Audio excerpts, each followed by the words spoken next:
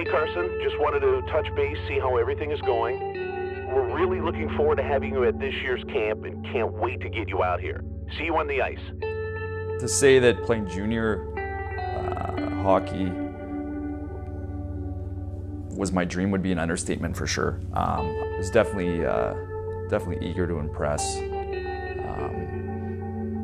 and do whatever it took to make the team and stay there for sure. You're doing a great job out there, son. Keep up the good work.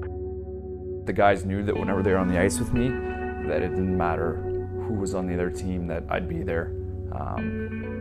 For better or for worse, maybe I wasn't the toughest guy around or some heavyweight, but if someone got hit from behind or if someone was getting taken advantage of, I'd definitely try and make my presence known or step in. And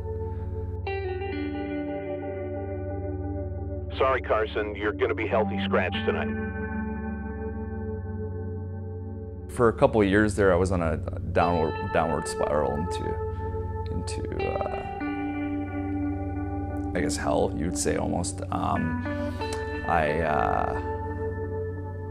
would say that the biggest part was probably being charged and looking at that essentially ruining my life, ruining any type of career choice I wanted. I guess I was just ashamed of who I looked at in the mirror. There's great guys I played with too. I had great coaches. It was just me. So as soon as I would go to a small town or I would go to a town, I would seek out that dark side of the small town, whether it be the drug dealers or whoever. I would go on my own a lot.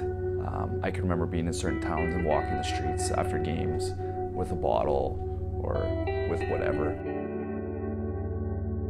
Carson, we hate to do this, but we're going to have to release you.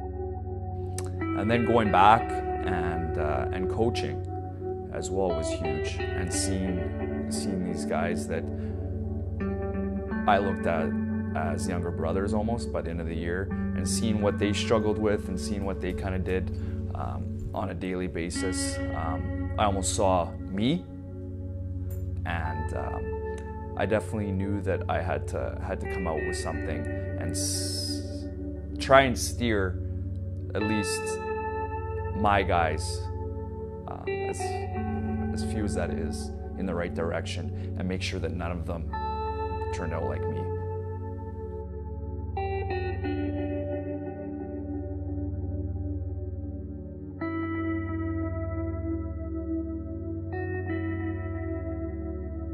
There's a lot of things that I've done, and I've said this before, in my life that I'm ashamed of, and that I'll eventually be able to come to terms with. But there's one thing that I knew I wouldn't be able to, and that's if I didn't come out and voice what happened to me, what it did, and where it took me, that's one thing that I'd never be able to forgive myself for.